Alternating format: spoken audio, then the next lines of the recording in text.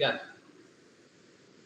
Assalamualaikum warahmatullahi wabarakatuh. Kami dari kelompok 4 ingin mempresentasikan kaidah kuadrat Gauss 3 titik dalam integrasi numerik. Sebelumnya, perkenalkan, nama saya Adnan Ramadan. Nama saya Adisa Rizky. Nama saya Udizara Ditya Putri.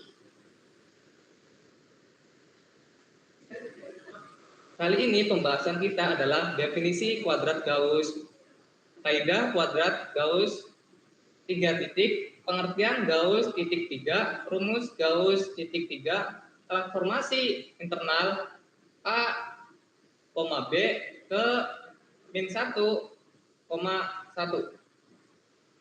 Dan ada juga contoh soalnya. Lanjut langsung ke materi berikutnya. Selanjutnya, kenalan dulu yuk sama kuadratur Gauss. Di sini ada definisi kuadratur Gauss. Kuadratur Gauss itu apa sih? Jadi, kuadratur Gauss adalah metode integrasi numerik yang menggunakan titik-titik khusus atau titik Gauss dan bobot tertentu untuk menghitung integrasi dengan akurasi tinggi tanpa harus membagi interval menjadi banyak interval. Keunggulan utamanya adalah hasil sangat akurat meskipun jumlah titik sedikit.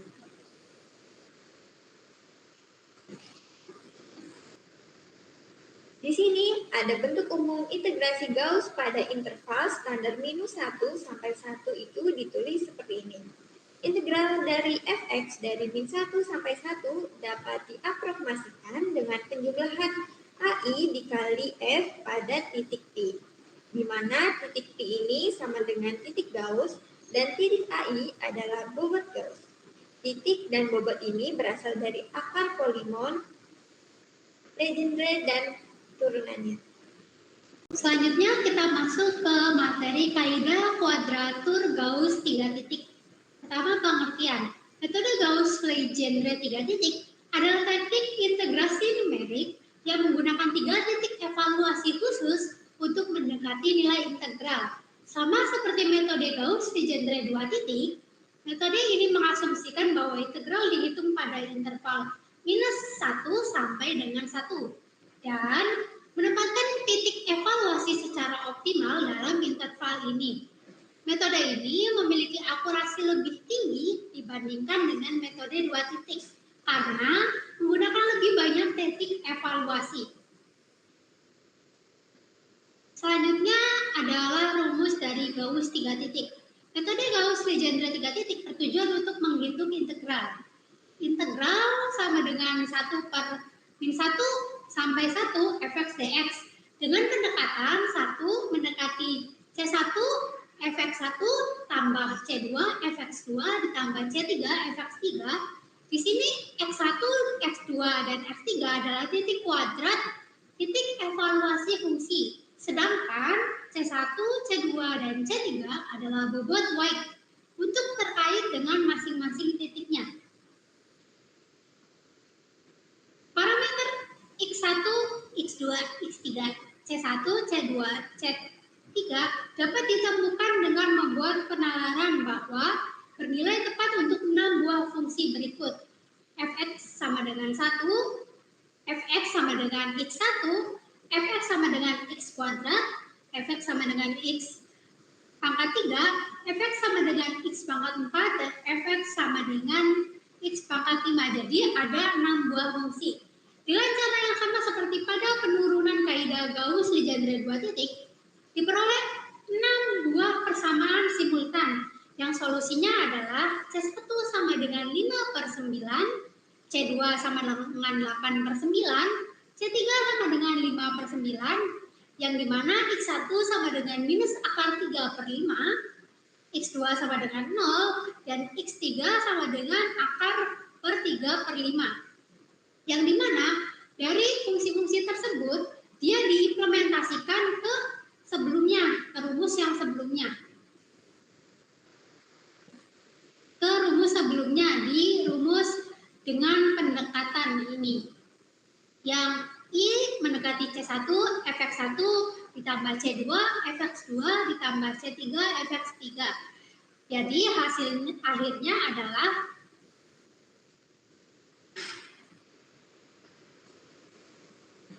F min 1 sampai 1 fx dx mendekati 5/9 dikali f dari min akar 3/5 ditambah 8/9 dikali f dari 0 ditambah 5/9 dikali f dari akar per 3/5.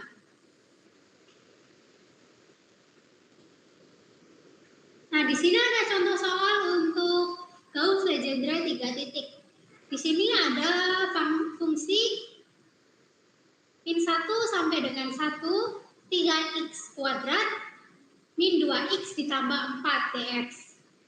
Untuk titik yang pertama yaitu min akar 3/5. fx satunya sama dengan 3.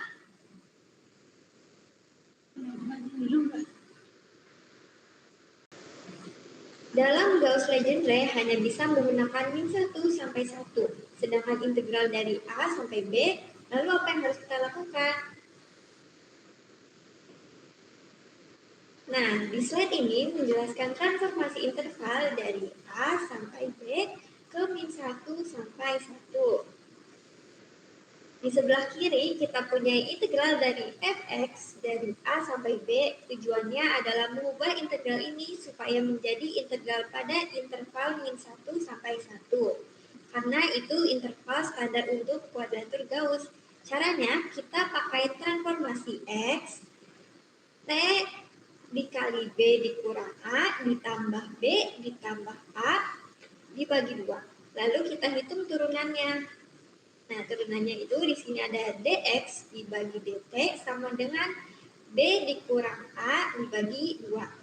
Jadi dx sama dengan b dikurang a dibagi 2 dt.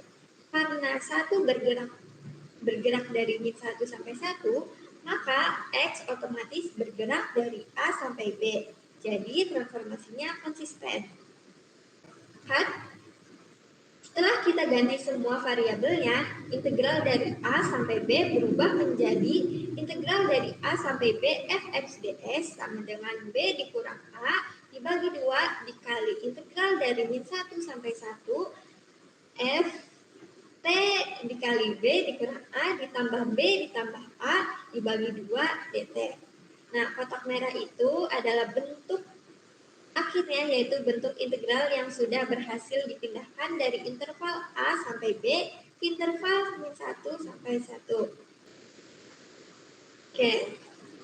Di slide ini kita lakukan contoh transformasi interval A sampai B ke interval min 1 sampai 1.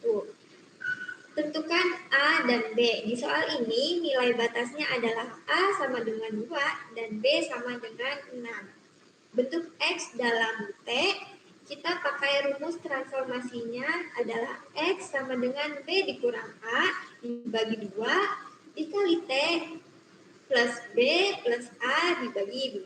Setelah dihitung hasilnya adalah sama dengan 2T ditambah 4. Nah, yang C untuk mencari DX turunannya adalah DX sama dengan B dikurang A dibagi 2 DT sama dengan 6 dikurang 2 dibagi 2 dt sama dengan 2 dt. Yang terakhir kita coba ubah integrasinya.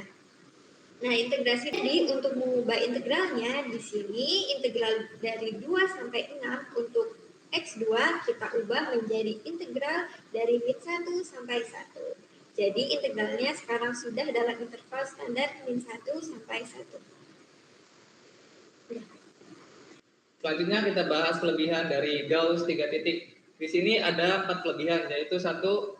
Akurasi tinggi, eksak atau polinomial hingga derajat 5. Jauh lebih presisi dibandingkan Newton Cotes dengan jumlah titik sama. Yang kedua, efisien. Hanya butuh 3 evaluasi fungsi untuk hasil yang sangat baik. Yang ketiga, sangat efektif untuk fungsi halus. Error kecil pada fungsi analitik atau non-asilatif. Yang terakhir, minim evaluasi fungsi mahal. Cocok untuk model komputasional berat.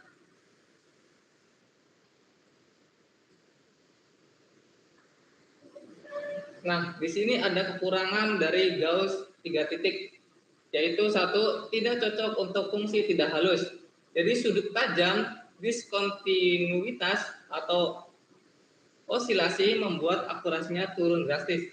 Yang kedua, titik evaluasi tidak intuitif. Jadi menggunakan titik plus minus akar 3/5 kurang praktis untuk perhitungan manual. Yang ketiga, kurang pas untuk data tabel. Jadi tidak dapat digunakan jika X hanya tersedia pada grid tetap. Yang terakhir, integrasi adiktif sulit. Tidak sefleksibel Simpson atau Romberg untuk pembagian interval dinamis. Di sini ada perbedaan dari Gauss 3 titik dengan metode lainnya, yaitu trapezoid atau Simpson lebih cocok untuk data tabel. Tapi akurasi lebih rendah untuk fungsi halus. Yang kedua, Simpson adiktif atau Romberg jauh lebih fleksibel untuk fungsi kompleks, namun komputasinya lebih berat. Yang ketiga, Gauss 3 titik terbaik untuk fungsi halus dengan sedikit titik.